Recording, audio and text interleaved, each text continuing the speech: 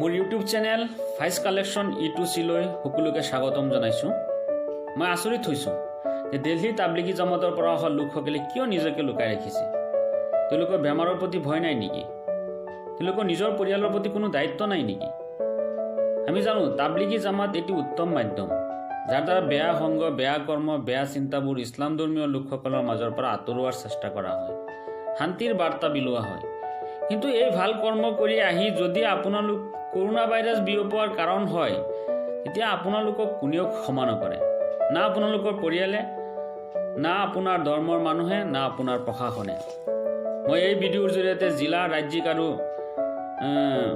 আঞ্চলিক ভিত্তিত থকা তবলিগী জমাতৰ আমিৰসকলক অনুৰোধ জনাইছোঁ, আপোনালোকে ৰাইজৰ চিন্তা কৰি আপোনালোকৰ হাতত থকা তথ্য অনুযায়ী যিসকল লোক অসমৰ বাহিৰৰ পৰা তাবলিগী জমাত কৰি আহিছে তেওঁলোকক অতি সোনকালে কোৱাৰেণ্টাইনত পঠাওক।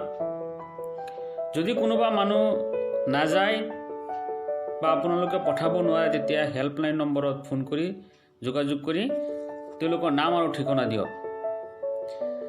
তবলিগী জামাত সম্পৰ্কে ছ'চিয়েল মিডিয়াত নানা ধৰণৰ অপপ্ৰচাৰ হৈ আছে। তবলিগী জামাত আচলতে কি, বা তবলিগী জামাতত ইছলাম ধৰ্মীয় লোকসকলে কি কৰে? তবলিগী জামাতৰ জৰিয়তে ইছলাম ধৰ্মীয় লোকসকলে নিজৰ ধৰ্মৰ লোকসকলৰ মাজত ধৰ্মীয় ৰীতি নীতিসমূহ মানি চলিবলৈ, বেয়া কৰ্মৰ পৰা আঁতৰত থাকিবলৈ বাৰ্তা দি ফুৰে। এই তবলিগী জামাতৰ ধাৰণা 1929 চনত ভাৰতবৰ্ষৰ ৰাজস্থানৰ পৰা পোনপ্ৰথমে আৰম্ভ হয়। বৰ্তমান বিশ্বৰ প্ৰায় 129খন দেশত এই তবলিগী জমাতৰ ধাৰণা প্ৰচলন হৈ আছে। দিল্লী নিজামুদ্দিন দৰগাহৰ লগত থকা মাৰ্কাজ মছজিদখন হৈছে ইয়াৰ হেডকোৱাৰ্টাৰ।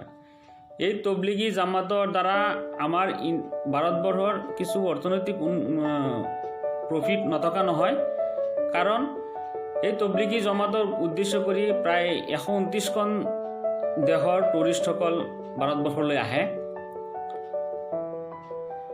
যে কৰোনা ভাইৰাছ সংক্ৰমণত তবলিগী জামাত, মাৰ্কাজ মছজিদ কমিটি যথেষ্টখিনি দায়ী, কিন্তু তাৰ লগতে সমভাৱেই দায়ী হৈছে ভাৰত চৰকাৰ, দিল্লী চৰকাৰ, দিল্লী পুলিচ, কাৰণ তেওঁলোক প্ৰথমৰ পৰা কঠোৰ হোৱা নাছিলে।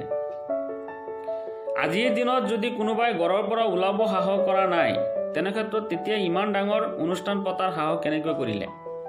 আৰু এটা কথা ৰাইজ মন কৰিব যে তবলিগী জামাতৰ মানুহে কৰোনা ভাইৰাছ সৃষ্টি কৰা নাই। এই মানুহসকলৰ গাত হয়তো বিদেশী কোনোবা মানুহৰ গাৰ পৰা কৰোনা ভাইৰাছ সংক্ৰমিত হৈছে, কাৰণ ভাৰত চৰকাৰে সেই বিদেশী মানুহসকলক সময়মতে কোৱাৰেণ্টাইন কৰা নাছিলে।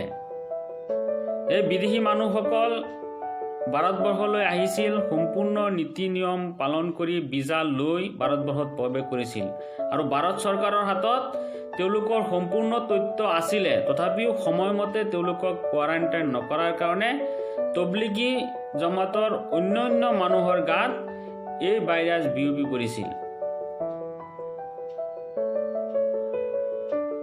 গতিকে ভাৰত চৰকাৰ ইয়াৰ বাবে সম্পূৰ্ণৰূপে দায়ী। মই সদৌ শেষত অসমৰ প্ৰেক্ষাপটত মই দুটা কথা ক'ব ওলাইছোঁ যে চাওক, অসমত এই তবলিগী জামাতৰ মানুহবোৰ কিয় পলাই ফুৰিছে। আমি ইতিমধ্যে বাতৰিৰ পৰা গম পাইছোঁ যে বহুত মানুহ পলাই ফুৰিছে বা তেওঁলোক ওলাই অহা নাই। ওলাই নহাৰ কাৰণটো হৈছে, বা এইটো যুক্তিসংগত নহয়, কাৰণ অসম চৰকাৰে বাৰে বাৰে আহ্বান কৰিছে মানুহখিনি ওলাই আহিব লাগে, ইয়াত কোনো ধৰণৰ ভয় নাই। কেৱল ছ'চিয়েল মিডিয়াত কিছুমান অপপ্ৰচাৰ চলি থকাৰ কাৰণে মানুহবোৰে ভয় খাইছে। ছ'চিয়েল মিডিয়াত আমি তেনেকুৱা পাইছোঁ যে কোনো এটা সম্প্ৰদায় বা কোনো এটা ধৰ্মীয় লোকসকলৰ মাজত যদি কৰোনা ভাইৰাছ পোৱা যায়, তেওঁলোকক গুলিয়াই মাৰক, তেনেকুৱা ধৰণৰ পোষ্টটো ছ'চিয়েল মিডিয়াত হৈ আছে। এইবোৰ দেখি মানুহবোৰে ভয় খাইছে। আচলতে এই তবলিগী জামাত কৰা মানুহবোৰ খুব বেছি শিক্ষিত নহয়, বা তেওঁলোক ধৰ্মীয়ভাৱে শিক্ষিত হয় যদিও বেলেগ ফালে খুব বেছি শিক্ষিত নহয়, তেওঁলোকৰ ইমানখিনি জ্ঞাত নহয়। এইবোৰ দেখি মানুহবোৰে ভয় খায়। আচলতে মই প্ৰশাসনক অনুৰোধ জনাইছোঁ, আপোনালোকে ইয়াৰ ওপৰত নজৰ ৰাখক, ছ'চিয়েল মিডিয়াৰ ওপৰত। তেনেকুৱা ধৰণৰ পোষ্টে আমাৰ সমাজৰ ক্ষতি কৰিব, কাৰণ বিভিন্ন ধৰণৰ পোষ্ট কৰা দেখা গৈ আছে, বেয়া মন্তব্য কৰা দেখা গৈ আছে।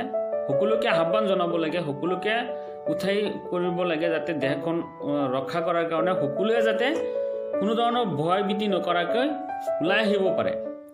এই বেমাৰক প্ৰটেকশ্যন কৰাৰ কাৰণে তেওঁলোক নিজকে ওলাই লৈ আহিব পাৰে। সেইবাবে সকলোকে সাহস দিব লাগে। এনেকুৱা সময়ত তেনেকুৱা ধৰণৰ ভয় দেখুওৱা পোষ্টবোৰ ছ'চিয়েল মিডিয়াত কৰিব নালাগে আৰু প্ৰশাসনে ইয়াৰ ওপৰত নজৰ ৰাখিব লাগে। মই এই ভিডিঅ'ৰ জৰিয়তে ইয়াকে অনুৰোধ জনাইছোঁ যাতে সকলোৱে নিজৰ লগতে নিজৰ পৰিয়াল আৰু সমাজখনক সুৰক্ষিত ৰাখে।